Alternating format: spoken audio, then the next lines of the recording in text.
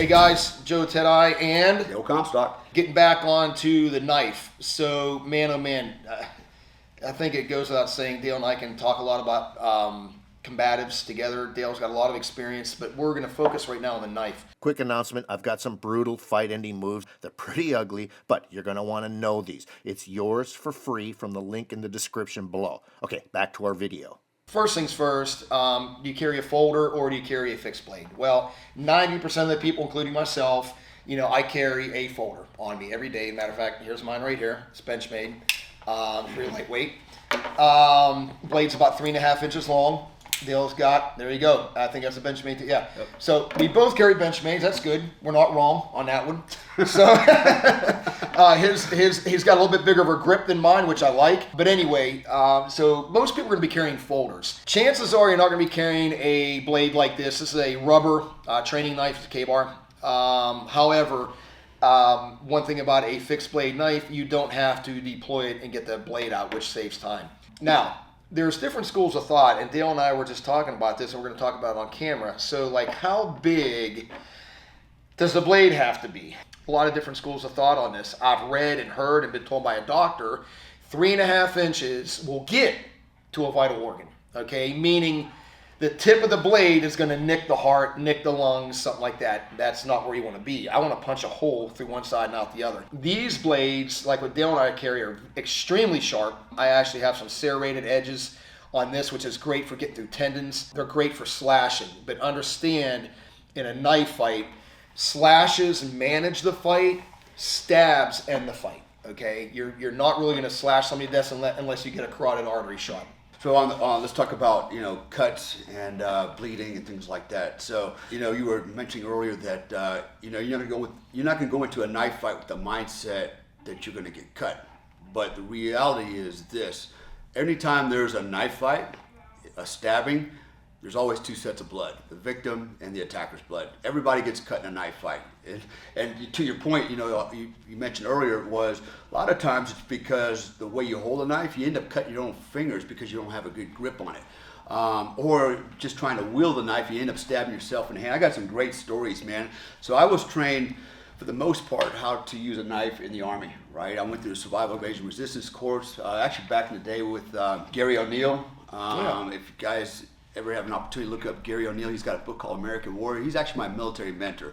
He was a LRP in Vietnam. This guy is just phenomenal, Sioux Indian, but he was famous for silent sentry takeout, how to take out sentries, and he did it all the time. He'd go, up in North Vietnam and take out the NVA and the Viet Cong silently with a knife, and he's very good at it, and to the point where he actually created some knives for that very purpose, how to take a guy out with it.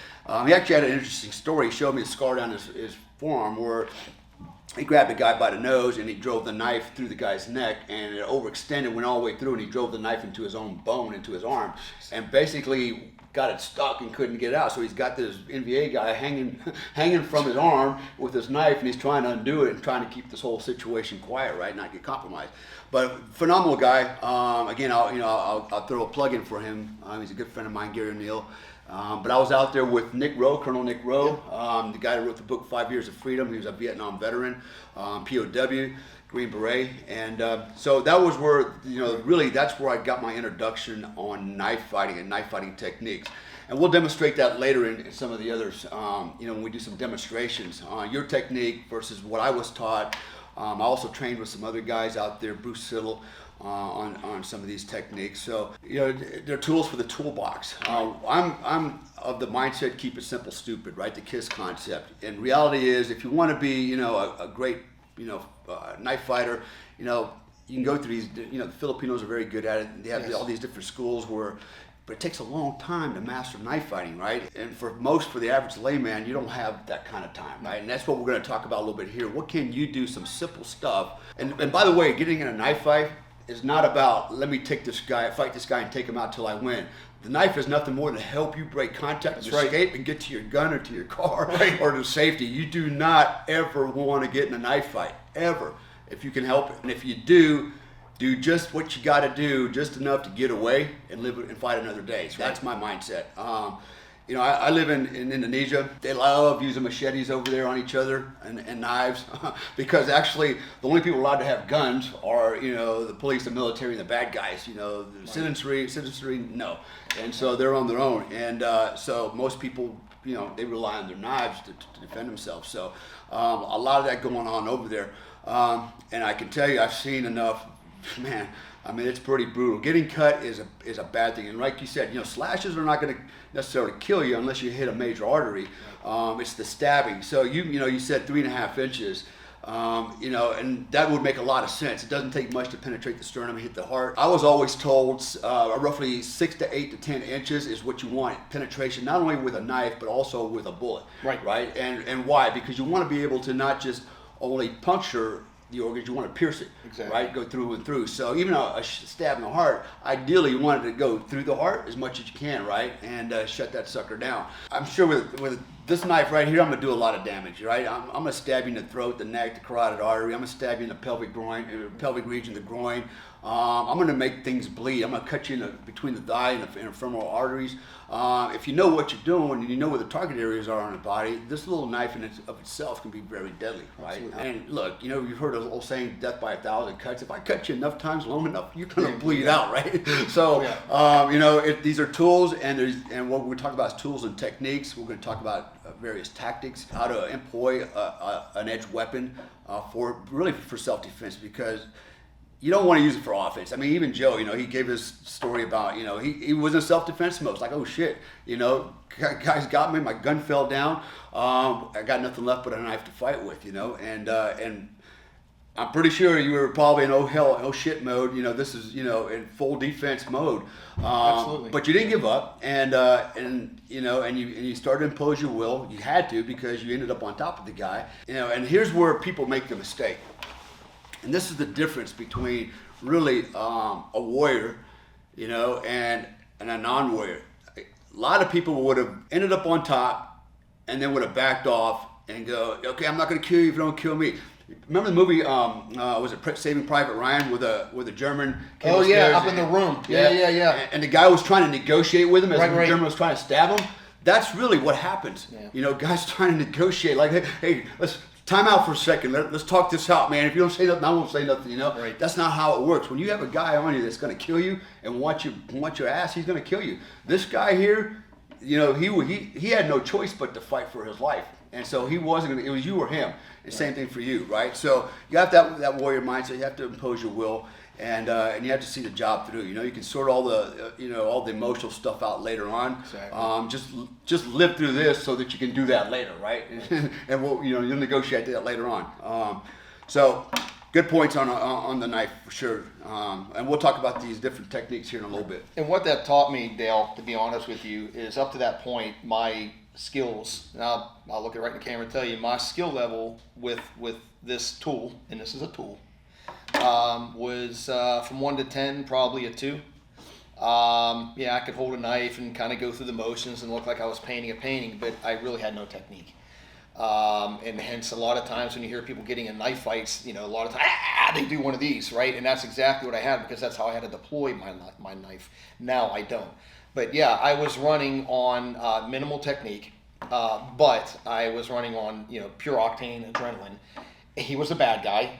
He was a combative, and I had no doubt, like Dale just said, if I would have said, okay, I'm done, the guy would either taken my knife from me or just picked up his AK and shot me. It was just that simple. There was no letting him go and, hey, I'm going to flex cuff your ass. That was not going to happen. So anyway, there's going to be a lot of gold nuggets here, guys. And again, Dale's got a technique. I've got a technique. Kind of look at them, see which one works best for you, which one you can apply easy. And Dale has a really great word, ergonomics.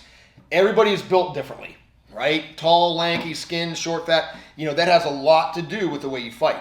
And I've learned that myself. I'm very short and stout. I weigh 195, but I'm pretty strong, but I can only fight a certain way. I can't kick high like Dale can't. I just don't have the legs to do it. So you've got to work within your capabilities. That's actually, let me add on to that. So, you know, fitness. We talked about fitness in some of our other segments, and why is that important? Not just for a soldier, but for a civilian. Look, it doesn't take long to gas out in a fight when you're scared and your adrenaline kicking in, the cortisol's, you know, kicking in. You can burn a lot of high octane, like super fast, like nitric oxide. And before you know it, within 60 seconds, you're winded, man. And I can tell you, I was a professional fighter.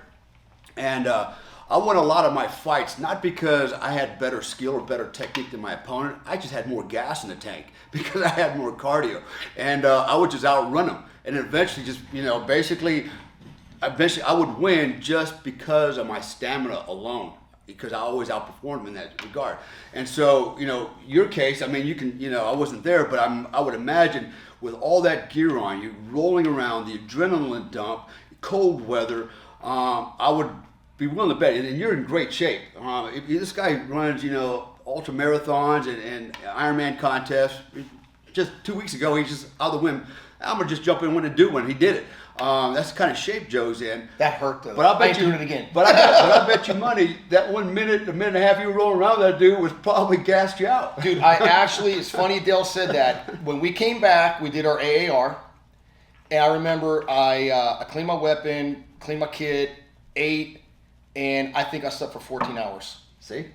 I think I slept for 14 hours. It not only is it a physical drain on you, it's a mental, emotional drain on you, right? Yeah. And there's a residual effect. It's like when you run, your heart rate goes up, you know, and then even when you stop running, your heart rate, your metabolic rate stays high, and it slowly comes down throughout the course of the day. So that's why cardio is good, because the fat burning effect is not just when you're running, but there's a residual effect throughout the day. And it's the same thing with this, right? Look, I've been on operations. Literally, I've come off of operations and in Afghanistan and slept for 18 hours straight, like I was in a morgue. I was that tired, right? And I wasn't really even walking. I was driving around the damn truck, you know. But it's emotionally draining. It's physically draining.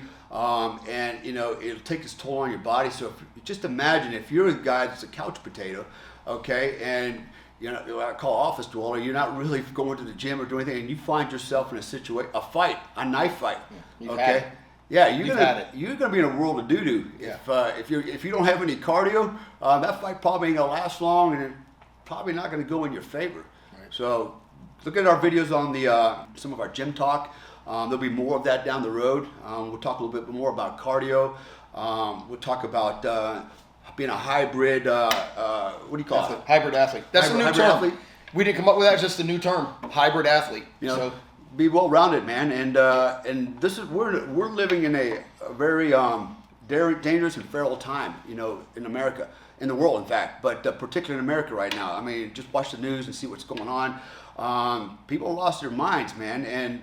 And so street combat is more likely, even for, I'm watching all the time, people sitting at a restaurant minding their own business, and they're being confronted and accosted, right? They're being, you know, and they're being pushed into a corner, you know, and they have a choice: succumb and be intimidated and succumb, or get up and fight, or get up and run. And usually running's not an option, because all it does is invoke, you know, the prey instinct, the chase instinct by the attackers, the predators, right?